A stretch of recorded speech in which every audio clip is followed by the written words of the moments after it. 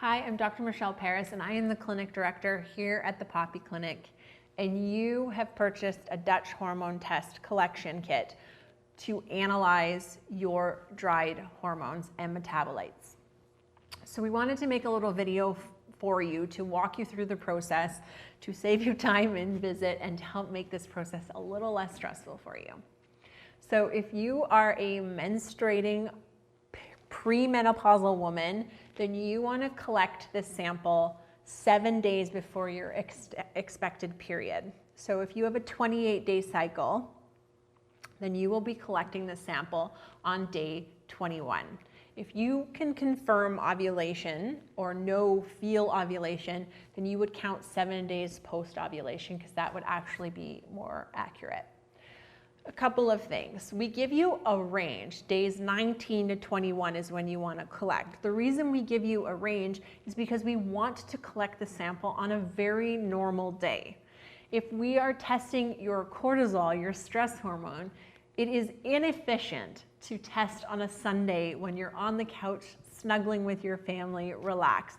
We are not seeing the true picture of what stress does to your body because that is a short-acting hormone. It's transient. It's going to impact by the level of stress you endure that day. So it needs to be on a very normal stress day. If you're just testing sex hormones, that matters much less because those are cyclical throughout the month. But if you're testing cortisol, then you definitely want to be mindful of testing on a day that is a normal, typical day for yourself. If you are collecting on Wednesday through Sunday and you don't want to leave your mail in transit, then you can freeze your sample and throw it into the mail on Monday. So this is the requisition form that you will receive in your kit, and your naturopathic doctor should have X'd off which tests they would like you to do and how billing is handled. Otherwise, all the information is for you to fill out, the front and the back. This requisition form, once it's filled out, will go in the posted paid envelope along with your sample. This test does a really good job of laying it all out for you, but I'm going to walk you through it anyways because we get lots of questions. So after you've determined when you're collecting in your monthly cycle, then there are a few caveats to consider nutritionally. If you are a postmenopausal woman, no longer cycling, then you can collect any time of the month, but the same parameters matter if we're testing your cortisol. So if we're looking at stress, again, do it during the week on a typical day for yourself, and otherwise there are no monthly rules or regulations around that. If you're on hormones, just follow the instructions there about discontinuing your bioidentical hormones. Foods that you cannot have 48 hours before collection are avocados, bananas, and faba beans. If you are taking the supplements L-tyrosine, L-levodopa, phenylalanine, mucina, or quercetin, you want to discontinue those before collecting the sample. The day of collecting is all laid out for you here. There are some rules and restrictions about hydration because they are trying to properly or more accurately analyze your hormones through your urine. So there is no caffeine or alcohol consumption on the day of collection.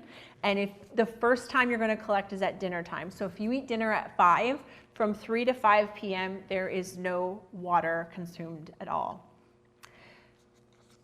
This is your urine sample filter paper, and you will either dip it in a cup you've collected or actually just catch free stream urine. You're going to leave this in your bathroom to dry, and then you will close it up. You'll write the date and time and all the information there. They give you a little envelope. You'll put it back in there and put it into the envelope for mailing. The next sample is done at bedtime. And if you go to bed at 10, from 8 to 10, there is no water consumed. So you can have as much after that dinner time collection and then not between 8 and 10. If you don't sleep through the night and you wake up and you need to do a nighttime collection, they have one sample for that. If you sleep through the night, you absolutely do not need to do this overnight sample. It's there just in case. So the next sample that you would do otherwise is upon waking. So within 10 minutes of waking, you're going to do the waking sample. Quickly collect your urine and go on with your morning. You can only have 1 cup of water or tea between the morning, the waking, and the 2 hours post-waking samples. No caffeine, no alcohol. And then 2 hours after that, after 1 cup of water, preferably, you're collecting your last sample. And then you're done. And it's very easy. You actually, once these are all dried, put them in the plastic bag, in with the rec form, into the envelope, and you actually just place it in the mail. So that's a Dutch test. It takes 3.5 weeks to get your results. So once you've mailed those off, if you haven't already booked your follow-up appointment, you will call and book for 3.5 weeks out from mailing date. And you will book a 45-minute appointment so that we can go through this in great detail and help you understand your hormones and how your body is handling stress more clearly. I hope that answers all of your questions. Have a fabulous day.